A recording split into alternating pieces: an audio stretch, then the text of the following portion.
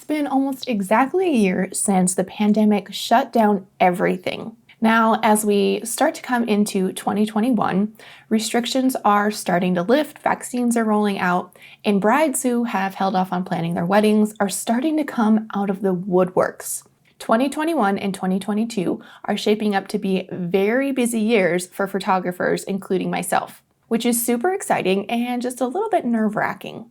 Now, lately, my inbox has been flooded with inquiries from brides who are looking to book me for their weddings. Now, I am so thankful for this work to finally be coming in, and I hope that your inbox is starting to be flooded as well. Now, with this sudden onslaught of inquiries and bookings, there has been some key tools and resources that I've been using in my business to keep things running efficiently. So today I want to share the top 5 tools and resources that I've been using as I'm coming out of COVID in order to keep my booking process running smooth and efficient. I just want to make sure that I can give every client and potential client a great customer experience without leaving my kids on red while I do it. So let's go ahead and dive into this episode. Welcome to the Wise Photographer Podcast with your host, Chelsea Wise. Each week, Chelsea is bringing you the best tips and tricks to help you create a joyful, profitable, more purpose-filled photography business. Chelsea is a wife and mom of 2 who has built a thriving photography business in her tiny hometown in western North Dakota. Without further ado, here's your host, Chelsea Wise. About halfway through January, I started to see an increase in wedding client inquiries. Now, brides were finding me on places like social media, referrals, and even Google searches. Now, in my area, September 4th seems to be the date to book your wedding this year, which is kind of interesting. It's a little bit earlier. Usually it's in October, but now it's kind of moving forward. So as bookings kind of begin to pick up, I just wanted to take a minute to share some of the tools that I am really leaning on heavily in order to make this really smooth transition back into, things moving along as normal. So the first thing on my list are email templates. Now, I do have an episode coming up here where we will be going over email templates a little bit more in depth, all the ones that I use in my business, but I want to highlight just a couple of them right here today. So when we talk about building personal brands, when we're talking about our photography, it can sound almost a little bit counterintuitive to create these like canned responses or email templates. Now, in my opinion, email templates do amazing things for your business, and they also can really help your sanity as well. So when you sit down and actually thoughtfully craft your email templates, you're really able to be a lot more intentional about the information that you want to get across, as well as like the tone and the voice that you use to create it. Often when we are emailing clients back really quickly, we end up kind of like shooting from the hip. And when we're writing email after email, instead of, intentionally taking the time to do it, because life is busy and we have to respond quickly. And, kids want you to go fill up their sippy cup or open up fruit snacks. And you're just being pulled in so many different directions that often we just don't get the time as busy moms to sit down and thoughtfully craft these emails that have all the information that we want to have, includes all the links that we want to share to either past blog posts that we've written or into just things that we're going to want to get our clients to know. So when we sit down ahead of time, we get to be really intentional about, the words that we use, the overall feel of the email. Email templates do not have to sound like a robot. You don't need to be super formal and polished. You can make them really fun and relaxed and on brand for you. And by sitting down ahead of time to create those things, you get to infuse that brand into your emails. Now, I myself will always go through and add in, customize those templates when I am going to send them off to clients. So I'll go in there and personalize them and, add in little things that we have talked about before.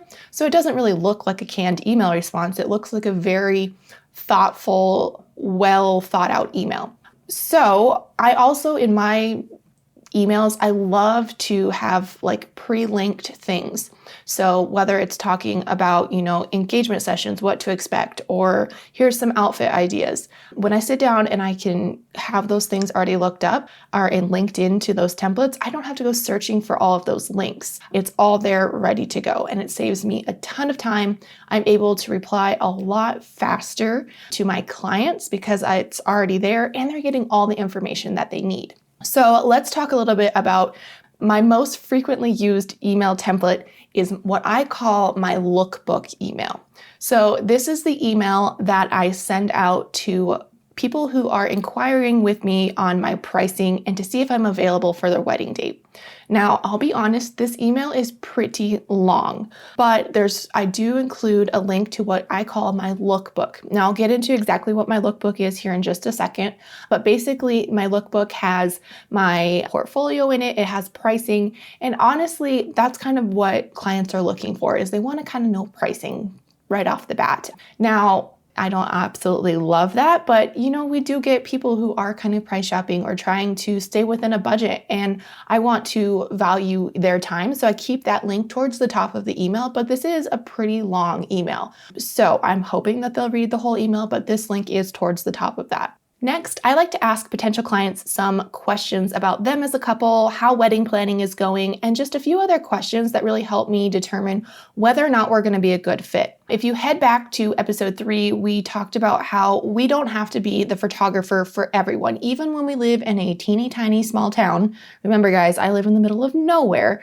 and I still am not the photographer for everyone, and that's okay. There are plenty of other photographers out there, and there's work for all of us.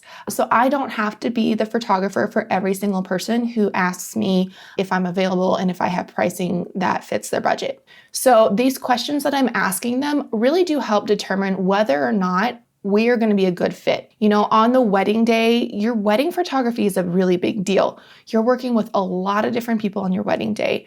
So I'm working with the bride, the groom, their friends, their family, and there's a lot of pressure to get things right.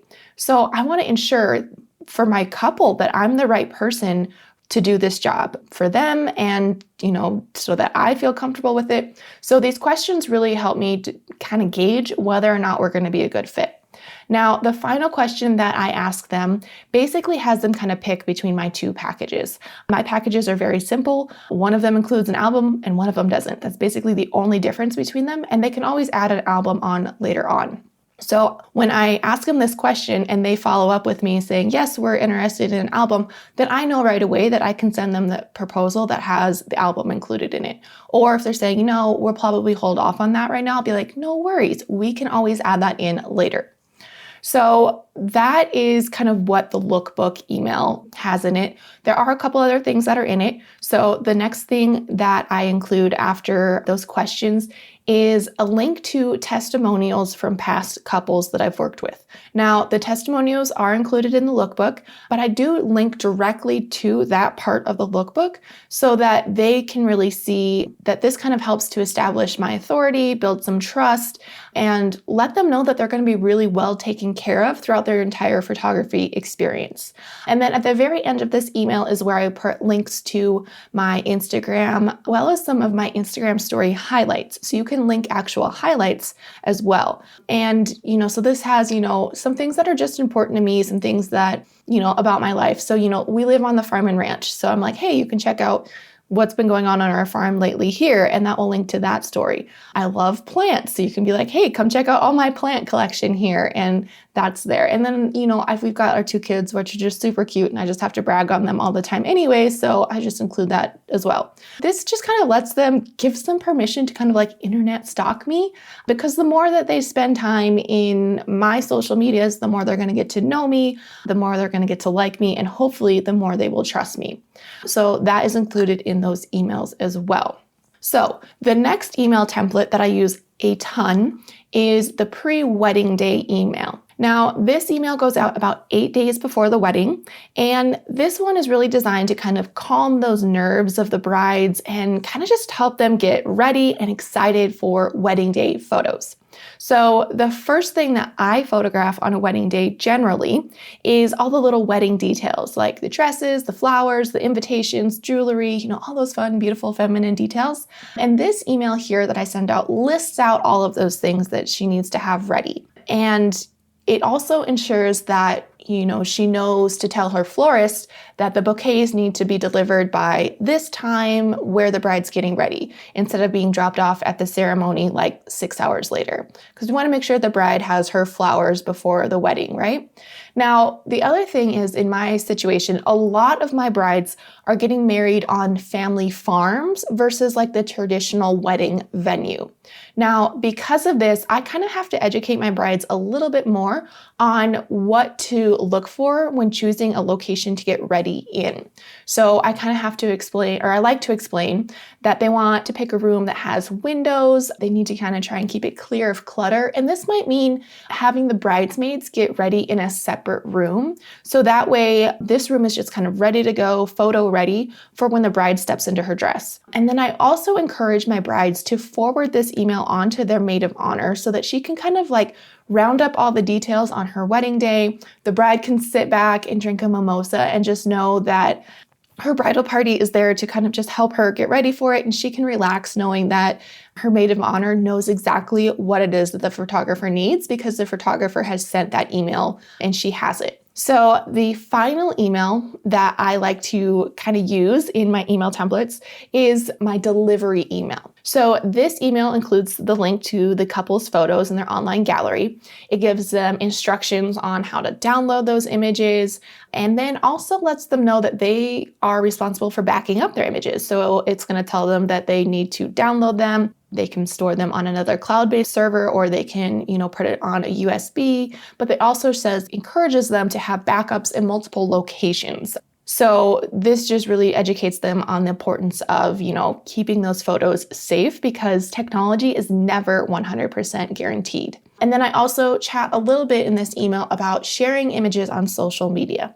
Now, I explained to them that I don't watermark my images because I don't want to take away from the beauty of their photos. And then I just ask that my couples tag me on social media whenever they do share those photos so that people know who it is that took them. And since I don't usually pay for a traditional advertising, this is the main way that I grow my business. And it really helps me, and I explain this to them, that it really helps me to work with couples that are just like them, because I loved working with them and I would love to work with their friends in the future.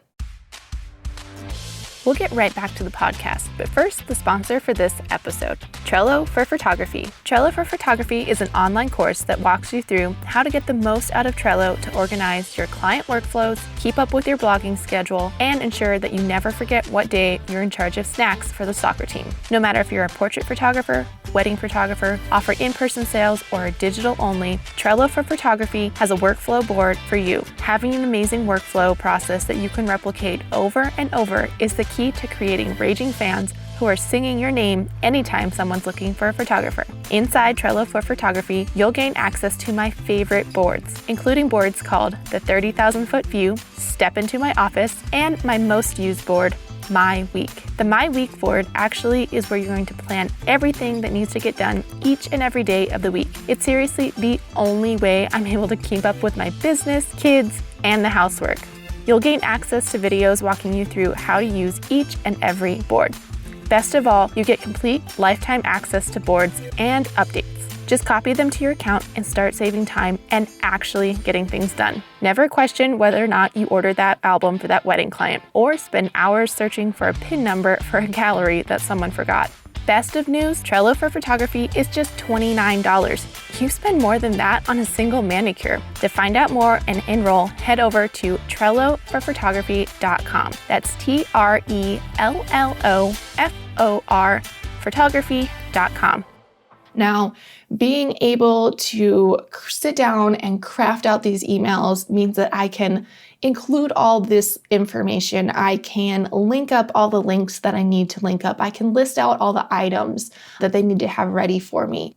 and I can send them off really quickly without having to, use all of my brain power to write these emails over and over and over again. So this is why email templates are so vital to my business.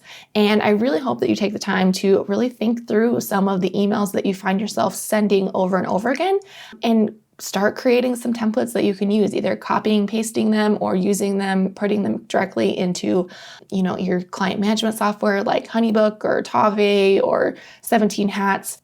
All of those really have places that you can store those email templates, and it makes it so much quicker and more efficient to running your business, so that you don't have to be in your business all the time. You can just enjoy what your business is providing for you.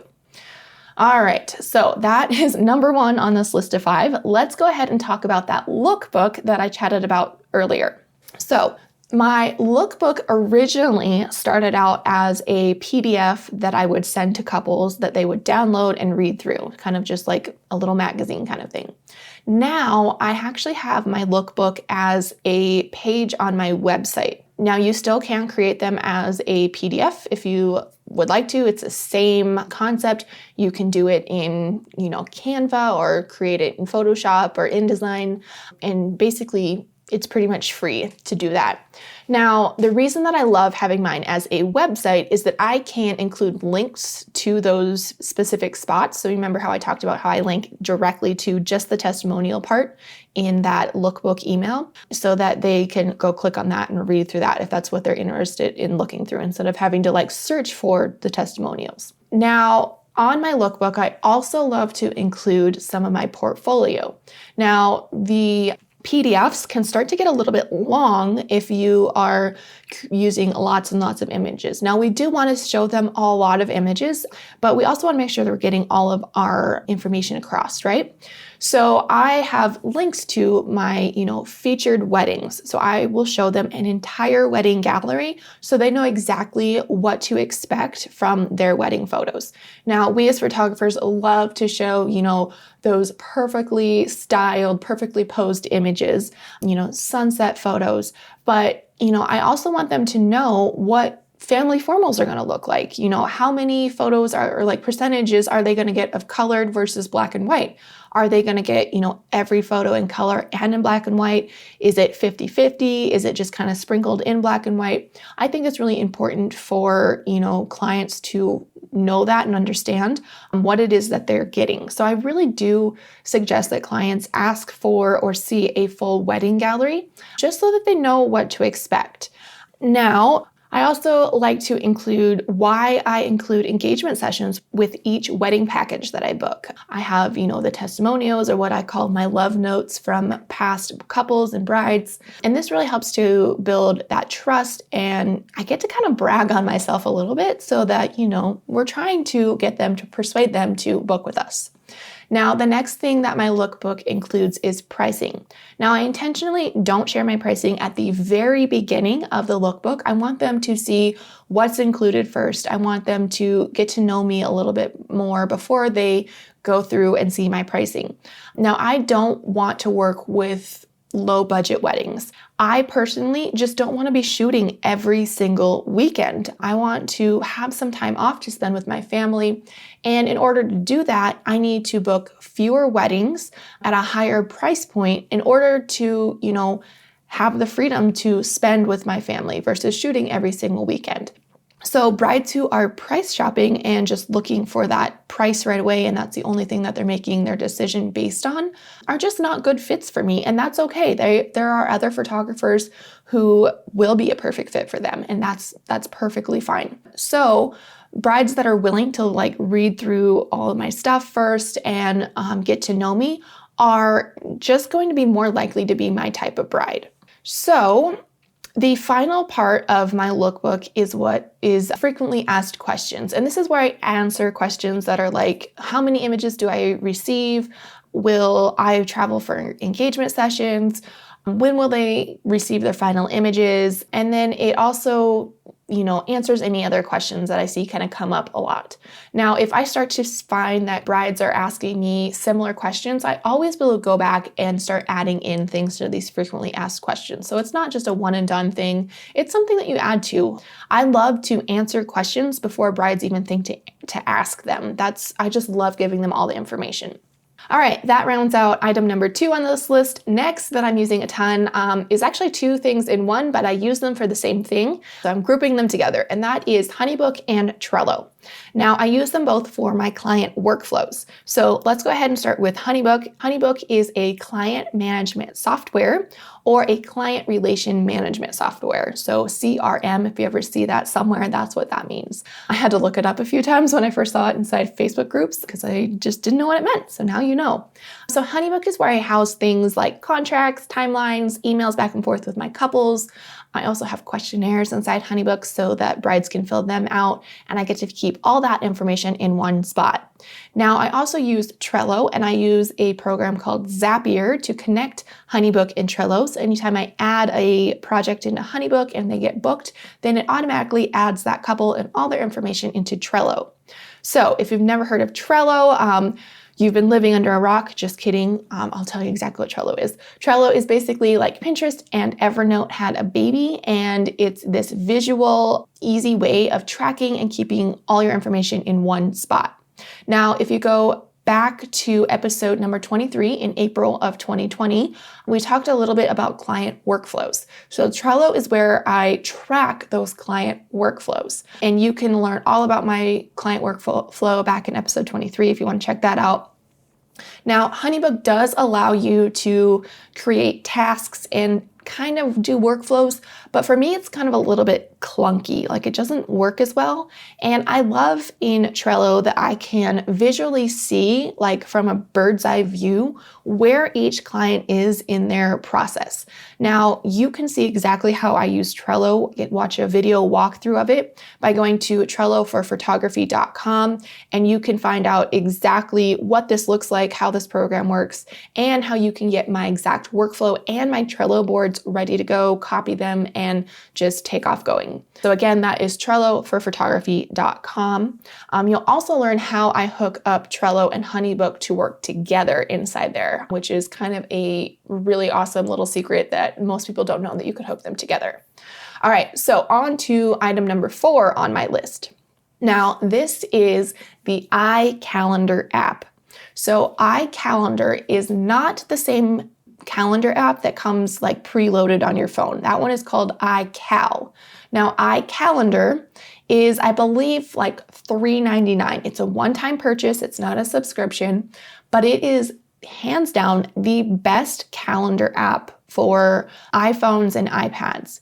Now, the reason that I love this, there's lots of reasons, but one of the first ones is that you can set it to open, when you open the app, to open up to whatever type of view you like. Now, for me personally, I like to see a month view when I open up my calendar, but you can have it set to open up to week view, daily view, or month view. So like I said, I like the month view. Now, the reason that I like that is you can actually see what appointments and meetings are scheduled from that month view. Now, in the native iCal app, it just shows you like the little dots under the days that you have stuff scheduled, and you have to like go into each day to see what it is. Now, I love iCalendar because you can sync your Google calendars, you can sync your Honeybook calendar with it, and then you can color code everything. So each calendar can have its own color. But then if you have, so like I have a calendar for my kids and, their meetings and like activities and that stuff. So I keep that under one calendar.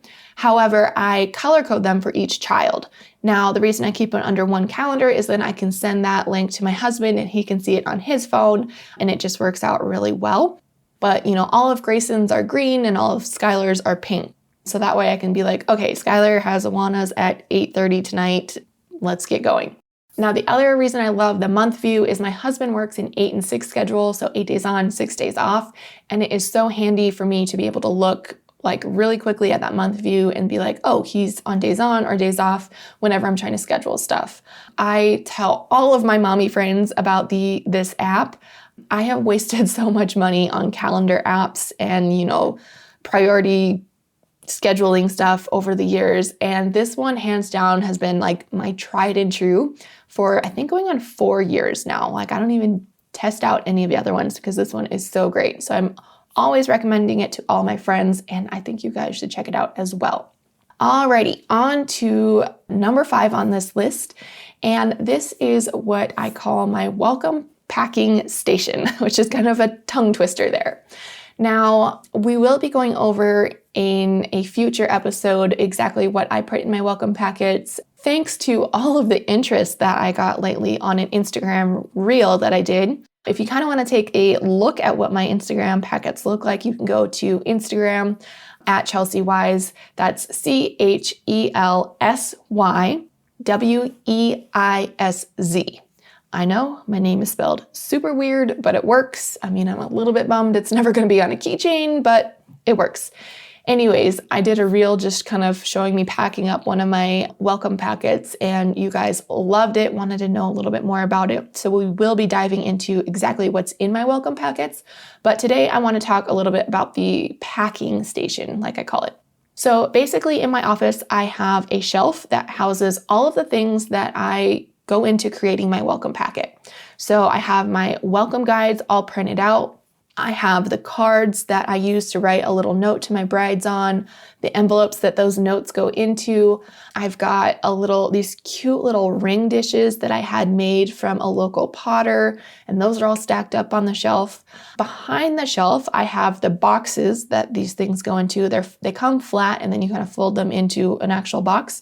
So I keep them flat and just keep them behind the shelf there so you can't actually see them. But then I can just pull one out, fold it up, put all the stuff in it and go. Now, I personally use stamps.com in order to print my shipping labels. So I've got the labels right there. I've got the scale there so I can weigh it all out.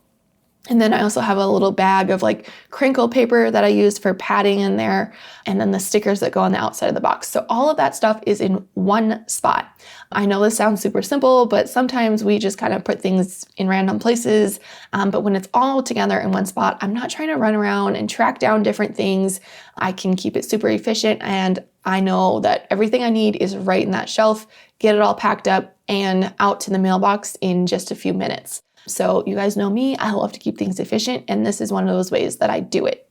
Now, when I'm designing my welcome packets, I like to sit down at the beginning of the year and decide what's going to be inside those welcome packets. I usually will switch out that gift every year or about every other year. And I only order enough things for 1 year for the weddings that I want to shoot in that year. Now, honestly, I do tend to order like 2 or 3 extras, since oftentimes brides will book well in advance, especially this year. I'm booking a lot of 2022 weddings already. And so I have kind of gone through a little bit more welcome packet stuff than I normally would have. Now, the boxes are the only exception. Now, I believe that they came in a package of like 50 or 100. I can't remember off the top of my head. And it was much more cost effective for me to order a bigger packet of them. Now, I keep all the extras in the attic, so I just bring down the number that I need for that year so they're not taking up space, and I just have the ones that I need. And if I ever need more, just go up to the attic and grab them. And, I always know that I'm going to need the boxes no matter what. So all of these tools, having them in one spot, helps me stay super efficient. Now, all of the tools and resources that I have kind of shared today are really helping me to deliver a really great client experience for every single client and potential client without having me pull out my hair trying to keep up with all of this, because it's kind of crazy this year. I mean, I think we had 6 inquiries last week alone, and I only book 12 weddings a year. So that's a pretty big ratio there. And so it's been just crazy watching these things come in. And I'm so thankful. I hope that work is starting to pick up for you guys. I'd love to hear from you guys, to hear how your 2021 and 2022 seasons are kind of shaping up. Whether you're a wedding photographer or a family photographer, newborn, I'd love to kind of hear how things are going for you. If you are not already a part of our Facebook group, I would love for you to join us. You can just go over to facebook.com and then just search for Wise Photographer Podcast Insiders. You can find the group, request to join, and we will let you on in. So I think that's going to be it for today's episode. Thank you guys so much for joining me. We've got some new episodes coming out. We are going to be going to a new schedule. We will be doing just 2 episodes a month. 4 honestly was just starting to get a little bit overwhelming for me and my family and just kind of like keeping everything sane. So I'm going to back it down to 2 episodes a month, but I'm just really excited to kind of get this stuff out to you guys. So that is it for today's episode. I will see you in the next one. Bye. This podcast was edited and mixed by the team at Next Day Podcast. They provide affordable podcasting editing services for podcasters just like me with a 24-hour turnaround time. You can check out their pay-as-you-go monthly subscription and their special podcast launch packages at nextdaypodcast.com. I've been with James and the team at Next Day Podcast since the very beginning of the Wise Photographer podcast, and I am so thrilled to be bringing them on as a sponsor. If you want to find out more, you can go to nextdaypodcast.com. Thanks for listening to the Wise Photographer podcast. Dive into the show's notes for this episode and all past episodes at www.thewisephotographer.com. If you loved the show, share it with a friend. Thanks for tuning in, you Wise Photographer, you.